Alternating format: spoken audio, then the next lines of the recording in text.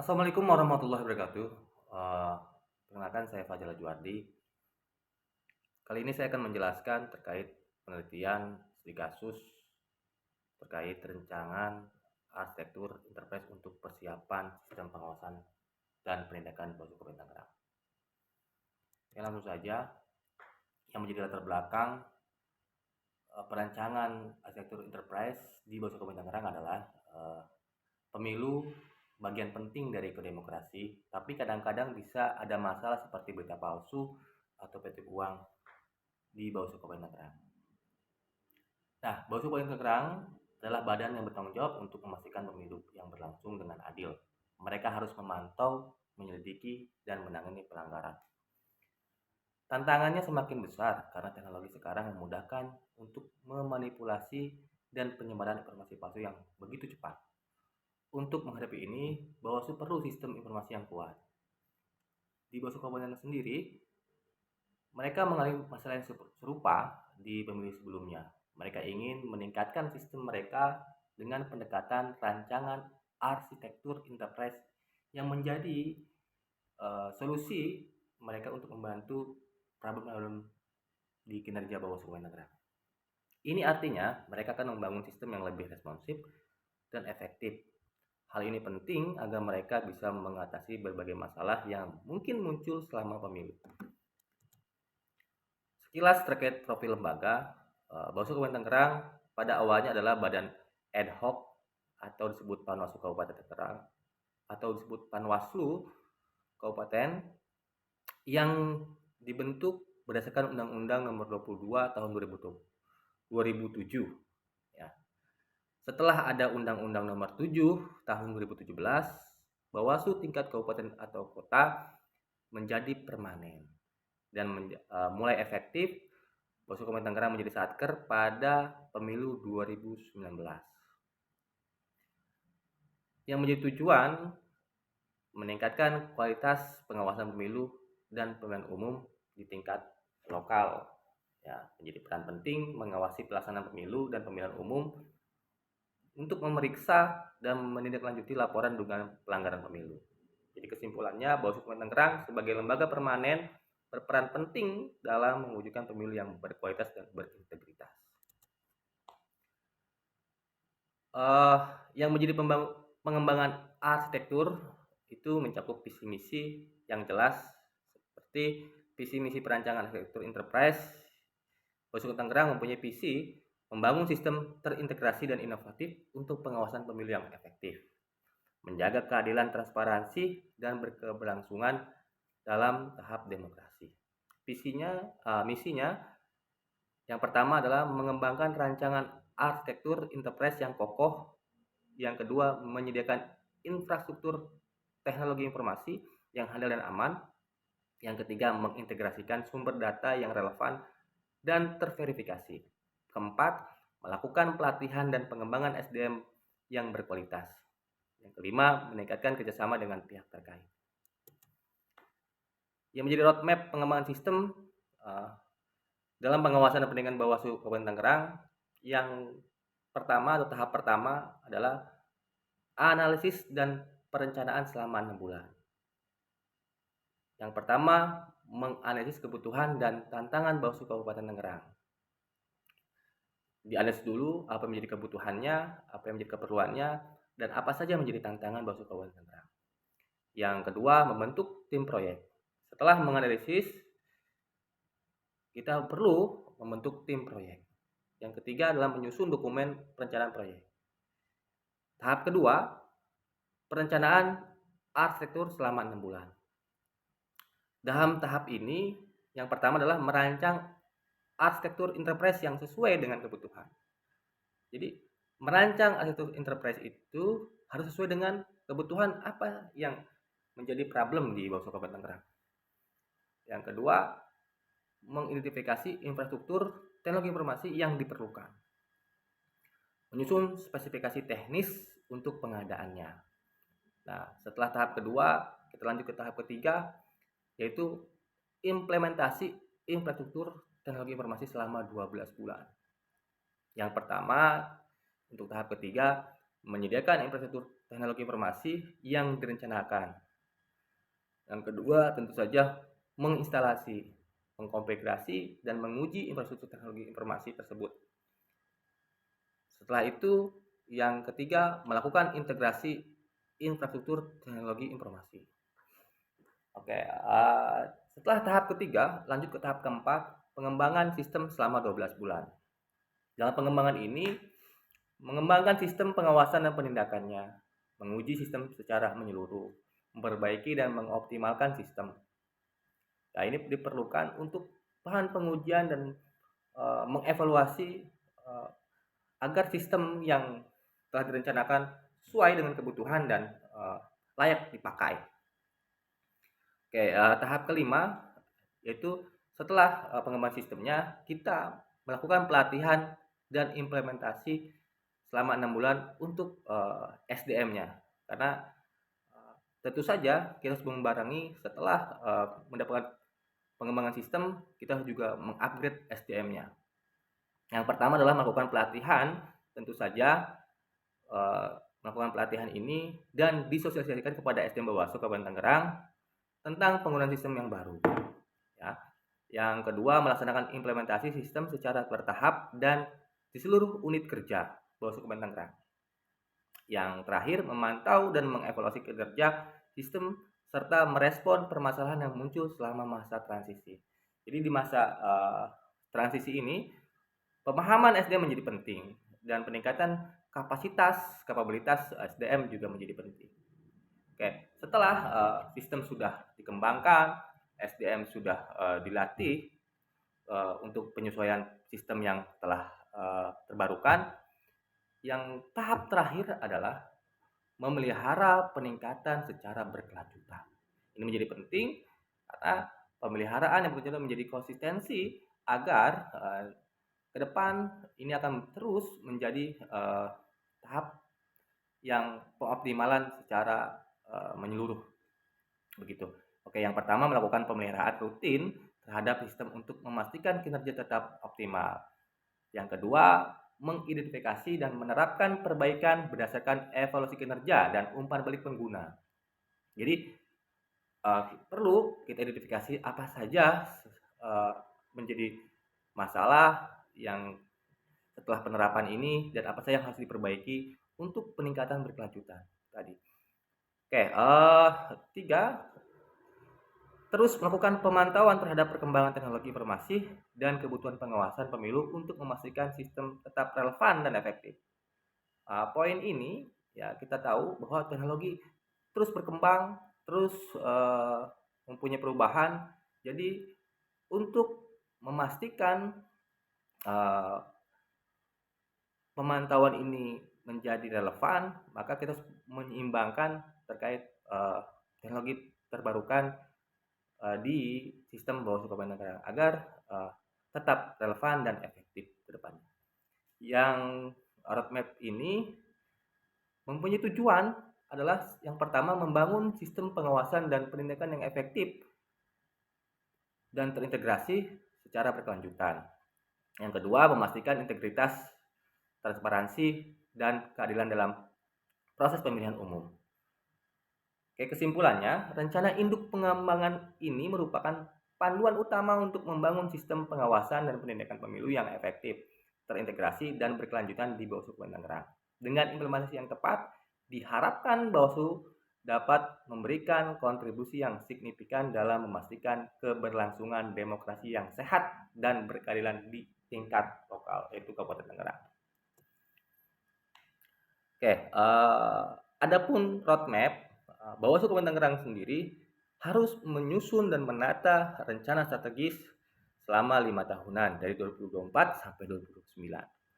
Ya, untuk menuju sistem pengawasan pemilu yang modern, perlu rancangan strategis 5 tahun ini untuk mewujudkan sistem pengawasan yang pemilu yang efektif, peningkatan kapasitas SDM, tentunya perencanaan arsitektur dan pengembangan sistem terintegrasi menuju pemilu lokal yang berintegritas, transparan, dan bebas kecurangan atau meminimalisir kecurangan jika kita telah tepat membuat rencana strategis yang tepat. Nah, di sini tertera dari 2024 hingga 2029 Bawaslu telah menyusun rencana strategisnya. Yang pertama di tahun 2024, analisis kebutuhan dan tantangannya seperti apa, membentuk tim proyek yang disiplin, menyusun dokumen perencanaan proyek, meningkatkan kapasitas SDM Bawaslu, dan juga memperoleh dukungan pemangku kepentingan. Di tahun 2025, goals-goals yang harus dikerjakan, menyelesaikan perencanaan arsitektur enterprise, implementasi infrastruktur teknologi informasi, pelatihan yang intensif kepada SDM Bawaslu, pengembangan sistem pengawasan dan penindakan, kemitraan strategis dengan lembaga terkait.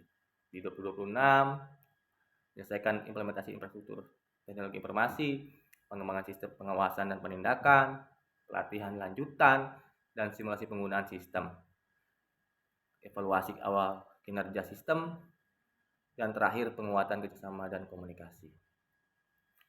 Di 2027, goalsnya apa?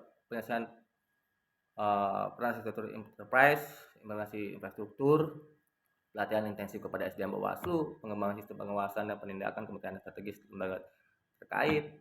2028 menyelesaikan implementasi sistem evaluasi seluruh terhadap proyek, ya, dipelihara, diidentifikasi, diteliti lanjutan untuk pembaruan teknologi.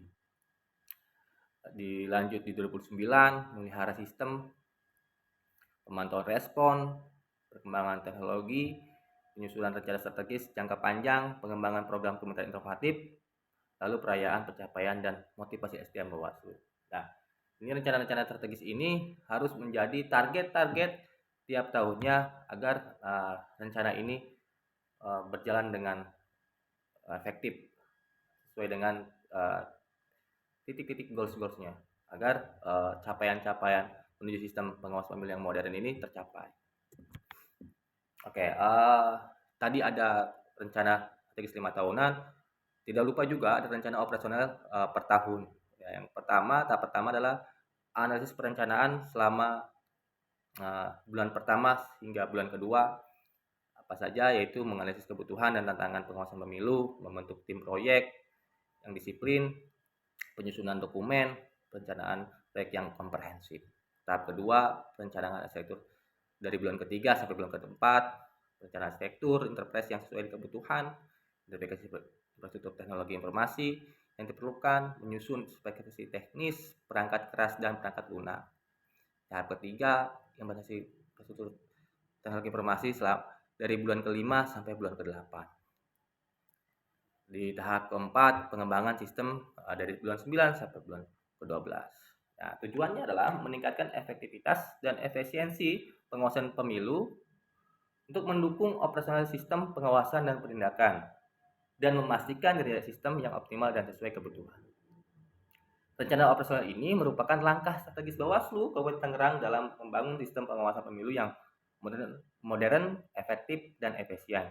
Dengan implementasi yang tepat, diharapkan Bawaslu dapat meningkatkan kualitas pengawasan dan kontribusi pada terlaksananya pemilu yang adil, transparan, dan bebas dari kecurangan di Kabupaten Tangerang atau meminimalisir kecurangan. Oke, menjadi proses bisnis utama dan pendukung Bawaslu Kabupaten Tangerang adalah memastikan pemilu yang adil dan transparan. Proses utamanya adalah memantau pemilihan umum, melakukan pengawasan aktif terhadap seluruh tahapan pemilu, memastikan proses berlangsung sesuai aturan. Yang kedua, penanganan pelanggaran pemilu, menerima laporan dan menyelidiki pelanggaran, mengambil tindakan sesuai dengan ketentuan hukum. Yang ketiga, pengawasan penyelenggaraan pemilu, mengawasi kinerja KPU dan PPK untuk memastikan tugas mereka dijalankan dengan baik. Yang terakhir, untuk proses utama, penyuluhan dan sosialisasi pemilu, memberikan pengetahuan dan mendorong partisipasi aktif masyarakat dalam pemilu, karena tentu saja Bawaslu juga memerlukan partisipasi aktif pengawasan dari masyarakat itu sendiri, karena Bawaslu tidak mungkin bisa bekerja sendiri, butuh masyarakat, karena Bawaslu juga hadir untuk masyarakat dan masyarakat juga mendukung lembaga Bawaslu ini agar pemilu terjadi dengan kondusif dan aman. Oke, yang menjadi proses pendukung adalah dari proses utama harus ada proses pendukung yang mendukung proses utama itu sendiri. Yang pertama, manajemen sumber daya manusia itu mengelola personel, memastikan tenaga kerja berkualitas dengan terlatih secara mengandalkan pelatihan reguler. Jadi bagaimana untuk melakukan pengawasan dan penindakan jika SDM-nya tidak terlatih dan berkualitas, maka butuh pelatihan dan mengelola atau memastikan tenaga kerja secara berkualitas dan terlatih serta mengadakan pelatihan reguler ya. Jadi itu menjadi poin penting. Oke, yang kedua, manajemen teknologi informasi, mengelola sistem informasi untuk pengumpulan data, analisis pelaporan dan keamanan data. Ini agar pengelola data itu terintegrasi agar tidak tercecer gitu. Oke, yang ketiga, manajemen keuangan dan administrasi, merencanakan dan mengelola anggaran serta pengelolaan administrasi umum di kantor. Yang terakhir, komunikasi hubungan masyarakat, berkomunikasi dengan pemangku kepentingan, membangun kepercayaan publik, dan memperkuat kerjasama dengan media massa dan organisasi masyarakat sipil. Karena tadi Bawaslu juga butuh dukungan dari masyarakat, juga lembaga-lembaga terkait seperti kepolisian, kejaksaan, media, wartawan juga turut ikut bekerjasama dalam komunikasi hubungan masyarakat di lembaga Bawaslu. Tujuannya adalah menjaga keberlangsungan dan keadilan dalam setiap tahapan pemilu, mendukung kelancaran operasional Bawaslu, meningkatkan kualitas pengawasan pemilu, memastikan terlaksananya pemilu yang adil dan transparan dan bebas dari kecurangan atau meminimalisir kecurangan. Karena pasti ada saja kecurangan, tapi ini ada langkah-langkah untuk mencegah atau minimalisir kecurangan. Yang jadi kesimpulannya adalah dalam proses bisnis utama dan pendukung ini, Bawaslu menjalankan tugas pengawasan pemilu melalui proses bisnis utama dan pendukung yang terintegrasi dengan menjalankan proses-proses ini secara efektif dan efisien. Bawaslu dapat berkontribusi dalam mewujudkan pemilu yang demokratis, adil, dan berintegrasi di Kabupaten Tangerang. Oke, untuk gambaran sistem informasi saat ini di Lembaga Bawaslu Kabupaten Tangerang, listing sistem informasi yang ada saat ini yang pertama SIPIS atau SIPS, sistem informasi penyelesaian sengketa. Jadi dalam sistem ini proses sengketa pemilihan umum atau pilkada masuk ke sistem SIPIS. Lalu sigap lapor atau sistem informasi penanganan pelanggaran dan pelaporan, Siwaslu, sistem informasi pengawasan pemilu, ASN, sistem informasi netralitas aparatur sipil negara, Sidakam, sistem informasi dana kampanye, Silog, sistem informasi logistik pemilu. Yang kedua ada sistem informasi pendukungnya, Sipil, sistem informasi pemilih, Sitake, sistem informasi tata kelola, Sijap, sistem informasi jabatan fungsional, Sisip, sistem informasi kearsipan. Oke, penjelasan secara umum masing-masing sistem yang ini kita akan jelaskan. Oke, sistem informasi utama di sana ada sistem informasi penyelesaian sengketa atau SIPIS, memproses penyelesaian sengketa pemilu atau pemilihan secara online. Jadi proses sengketa itu bisa masuk dalam sistem informasi SIPIS secara online, pendaftarannya, pemberkasannya didaftarkan melalui sistem informasi penyelesaian sengketa atau SIPIS. Yang kedua ada sistem informasi penanganan pelanggaran dan pelaporan, disebut sigap lapor. Itu sistemnya menerima laporan dugaan pelanggaran pemilu dan pemilihan secara online. Jika ada pelanggaran, masyarakat bisa memberikan laporan dugaan pelanggaran tersebut melalui aplikasi sigap lapor yang bisa di-download di Play Store. Nah, sistem informasi pengawasan pemilu atau Siwaslu mengelola data dan informasi terkait pengawasan pemilu dan pemilihan di seluruh Indonesia. Sistem informasi netralitas aparatur sipil negara atau ASN ini fungsinya adalah mengawasi netralitas ASN dalam pemilu dan pemilihan. Karena ASN harus netral, tidak boleh memihak atau ikut dalam kampanye, maka bisa dalam masuk di sistem ASN atau sistem informasi netralitas aparatur sipil negara. Yang Selanjutnya, sistem informasi dana kampanye atau SIDAKAM mengawasi dana kampanye peserta pemilu, karena dana kampanye juga pemerintah pusat atau pemerintah daerah telah memberikan kepada parpol untuk biaya operasional kampanye yang telah ditentukan. Ini bisa didapatkan dalam pemantauannya di aplikasi SIDAKAM atau Sistem Informasi Dana Kampanye.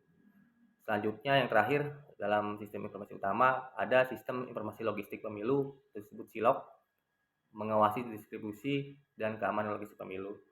Jadi logistik pemilu itu banyak sekali, ada surat suara, bilik suara yang harus dipantau logistiknya dalam pengawasan distribusinya, apa sudah sampai atau tidak sampai atau kurang, itu bisa dapatkan di sistem informasi logistik pemilu di SILOP. Adapun selain sistem informasi utama, di sini juga ada sistem informasi pendukung. Sistem informasi pendukung yang pertama adalah sistem informasi pemilu sipil. Ya, sistem informasi pemilih maksud saya, disebut sipil, mengelola data dan informasi terkait pemilih, memastikan hak pilih dan mencegah pemilih ganda. Yang kedua ada sistem informasi tata kelola, disebut SITAKE, mengelola kepegawaian, keuangan, aset, dan arsip Bawaslu. Sistem informasi jabatan fungsional, disebut sistem SIJAP, yaitu mengelola jabatan fungsional di Bawaslu, termasuk pengangkatan, pemindahan, promosi, dan pemberhentian dalam kepegawaian Bawaslu, disebut SIJAP sistemnya. Yang terakhir dalam sistem informasi pendukung, sistem informasi kearsipan atau disebut SISIP, mengelola arsip Bawaslu dengan mudah dan aman. Oke, untuk bagian penutup, dalam konteks pengawasan pemilihan umum, implementasi rancangan arsitektur enterprise ini untuk mempersiapkan sistem pengawasan dan penindakan Bawaslu Kabupaten Tangerang merupakan langkah strategis dalam memperkuat integritas dan kredibilitas proses demokratis. Melalui analisis yang mendalam terhadap kebutuhan dan tantangan yang dihadapi, serta perancangan solusi yang tepat, diharapkan Bawaslu dapat menjalankan tugasnya yang lebih efektif dan efisien. Ya, kesimpulannya, dalam penyusunan makalah ini telah disajikan gambaran tentang rancangan arsitektur enterprise yang diperlukan untuk kesiapan sistem pengawasan dan penindakan Bawaslu Kabupaten Tangerang, proses bisnis utama yang mencakup pemantauan pemilihan umum, penanganan pelanggaran pemilu, pengawasan pelanggaran pemilu, dan penyuluhan pemilu menjadi fokus utama dalam upaya menjaga integritas dan keadilan dalam setiap tahapan pemilihan umum. Selain itu, proses bisnis pendukung menjadi manajemen sumber daya manusia, teknologi informasi, keuangan, dan komunikasi memiliki peran penting dalam mendukung kelancaran operasi Bawaslu. Menjadi saran-saran di sini adalah yang pertama, meningkatkan kerjasama dan koordinasi antara Bawaslu dengan instansi terkait lainnya dalam pelaksanaan tugas pengawasan pemilihan umum atau pilkada.